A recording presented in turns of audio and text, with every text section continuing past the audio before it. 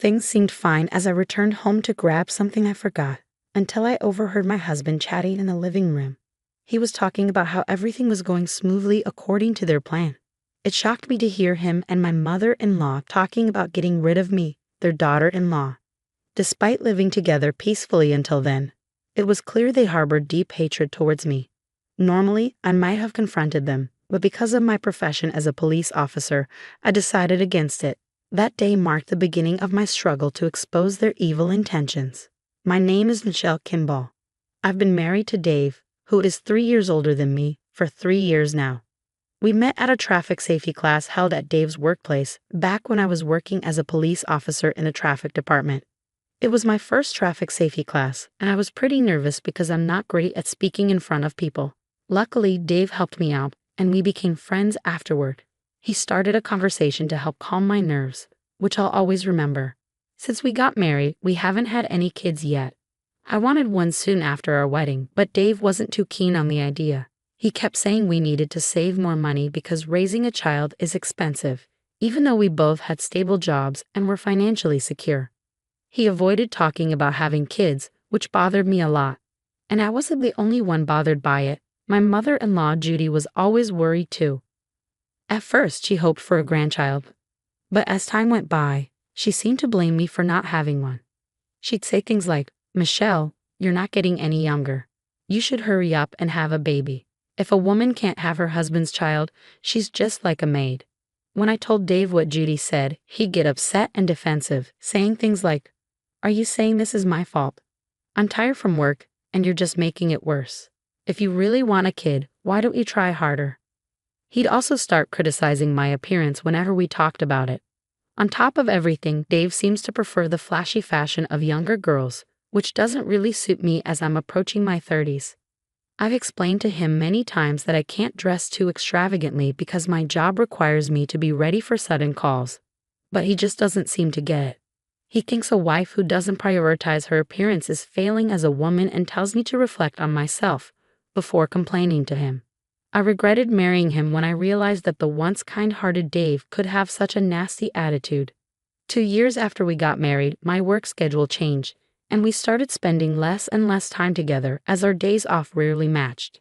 Even when we planned to do something together, Dave would casually bail on me for other plans, like going fishing with his coworkers. He'd apologize, but his smirk showed he didn't really mean it. It felt like he was always off having fun on his own, while I was left feeling disappointed and betrayed, even on days when I just wanted a quiet day at home.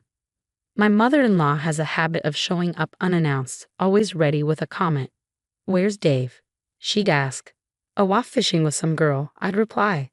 Then she'd make some snide remark about him preferring other company over mine.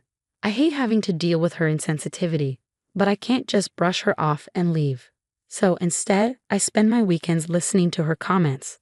"You two don't seem like you're going to have kids," she'd say, pushing her opinions on us. "You should be more proactive. You're the wife, right?" I try to explain that I'm doing my best, but Dave isn't exactly enthusiastic about it due to money concerns. But then she'd pry into my finances, asking how much I earn. I hesitated to tell her, but eventually gave her a slightly lower figure than the truth. She seemed disappointed and made a comparison to some rich person, insinuating that my salary wasn't enough for having a child. I wish she wouldn't compare me, a public servant, to someone wealthy. Something about my mother-in-law's behavior began to unsettle me, and it was just the beginning of a troubling turn of events. From that day on, she started openly harassing me. She began showing up at our house more frequently, sometimes almost half the days of the week. Once, I returned home from work to find her there, having let herself in with a spare key, and she was blatantly cooking dinner. She'd make snide comments about me prioritizing work over home, even though I'm not a housewife, and suggest that women without children have it easy. Her remarks made me feel sick, and there were times when she'd rudely wake me up after I'd worked a night shift, criticizing me for sleeping in. She'd imply that if I slept late due to my job, I wasn't fulfilling my duties as a wife, and it's no wonder men look for other women. Despite my protests, she forced me to eat breakfast. It was all becoming too much to bear. Gradually, everything I ate started to lose its flavor, sometimes even tasting bitter. This went on for over a month, and with the stress and lack of sleep, I became so fatigued that even eating at home resulted in a rush to the bathroom. Instead of showing concern, Dave made it clear that he was annoyed by my weary face. "You look so downcast all the time. It brings me down too. You've handed all the housework over to Mom. At least try to look cheerful," he'd say. My mother-in-law would come in and nitpick whenever I was too busy to do the housework, which Dave seemed to notice. But despite my attempts to communicate, Dave would just ignore me and watch TV. He wouldn't listen to me, but he'd laugh at trivial celebrity gossip on TV, which only added to my frustration. "Dave, you've stopped making eye contact and talking to me recently. You even started canceling plans with me on your days off. Are you having an affair?" I finally confronted him. His reaction was explosive. "An affair? What an accusation," he yelled back. "I have work obligations. It's easy for you to say without knowing the hardships. Or are you feeling this way because you're the one having an affair?" His face turned red with anger, leaving me speechless and shocked by his outburst. Moreover, Dave lashed out and smashed a vase that was on the table, scattering shards all the way to my feet. "That's way too much, even for you," I said, feeling scared of my husband for the first time. From then on, incidents like that kept happening, leaving me restless even when I was at home. One day, due to work circumstances, I had to be away from home for a few days. On the day of my business trip, I left the house but realized I had forgotten my important planner at the front door. I rushed back home to retrieve it, but I felt awkward about facing Dave again after our recent fight over his comment about my trip. When I returned home, I quietly opened the front door and saw Judy's shoes. Not wanting to encounter my mother-in-law, I gently picked up my planner from the shoe cabinet and was about to leave when I overheard their conversation. "We've got everything we need. Everything's going as planned. Shall we push Daisy soon?" "Yeah, but the effects are not showing up as expected. She's been rushing to the toilet after every meal. It should be soon, right?" I couldn't believe my ears at their chilling talk. What on earth were they planning?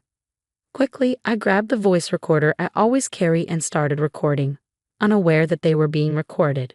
The two in the room were cheerfully discussing their outrageous plan.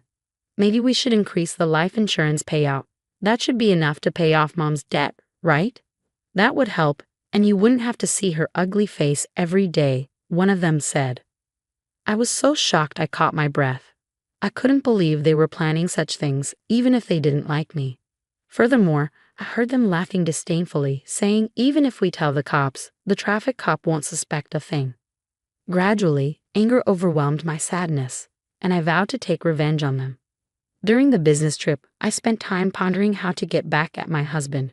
Perhaps due to my gloomy demeanor, my colleagues expressed their concern, and I ended up venting to them. That's when I heard an unexpected piece of information from one of them. Apparently, a little while ago, there was a call about a drunk causing a ruckus in a gentleman's club. When they rushed to the scene, the man causing the disturbance was none other than Dave. Dave's behavior at the club was shocking, especially since he was someone who attended our wedding, and they immediately recognized him. He claimed the woman he was with was his girlfriend and threatened anyone who touched her. He caused a scene by holding one of the female employees tightly, kicking tables, and causing a ruckus. It was clear that it wasn't just a drunken declaration. They were genuinely in a relationship. Suddenly, all of my husband's past actions made sense. Surprisingly, I didn't get much shock. Rather, I felt energized to thoroughly investigate my husband's infidelity. Watch out, I thought. I won't let this go as it is. A week later, my husband started speaking to me in a gentle tone, similar to when we first started dating. Suspicious of his sudden change, he presented me with a document. "Michelle, you always have such a dangerous job with the police, and that's amazing. I'm proud as a husband, but I can't help but worry." As I looked at the application form for life insurance that Dave handed me, I couldn't shake the feeling that he was still planning to go through with their scheme. Despite my doubts, I wanted to believe in Dave one last time. "Do you really think I'm at risk of being targeted? Would you worry about me?" I asked him, looking straight into his eyes. "Please reconsider," I pleaded. But to my dismay, my husband nodded with a broad smile. "Of course. That's why you should sign this application form quickly," he insisted. I couldn't help but wonder if all he saw in me now was the life insurance payout he would get in exchange for my life. He truly seemed like a good-for-nothing man to the core. But strangely, thanks to him, I felt empowered to carry out my retribution without hesitation. Well, in this world, you never know who might come after you, he remarked. There are so many dangerous incidents these days.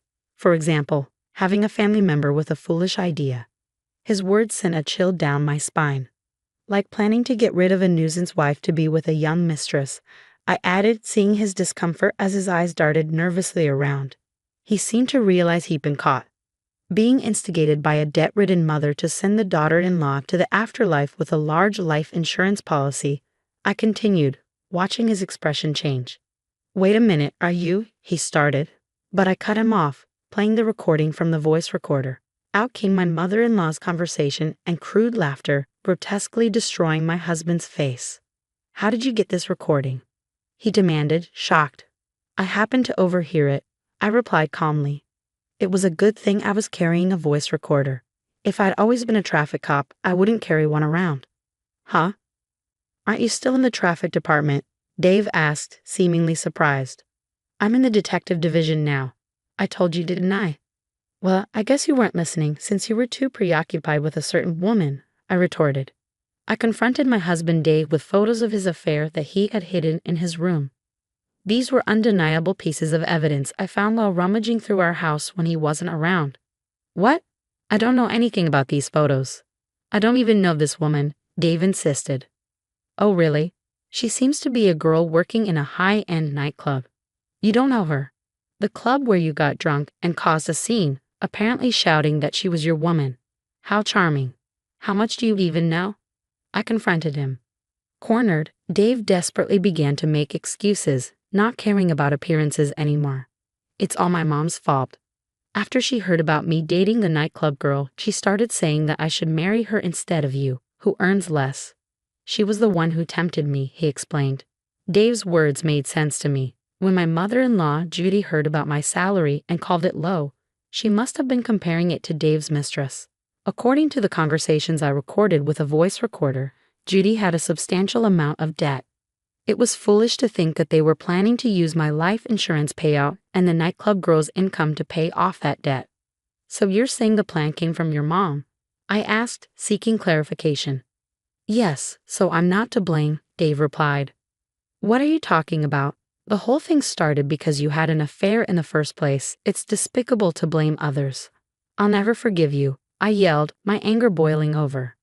Suddenly, Dave let out an incomprehensible scream and grabbed my collar. Reacting quickly, I grabbed his hand and threw him onto the floor. I'm a police officer, Dave. I'm used to dealing with violent men like you.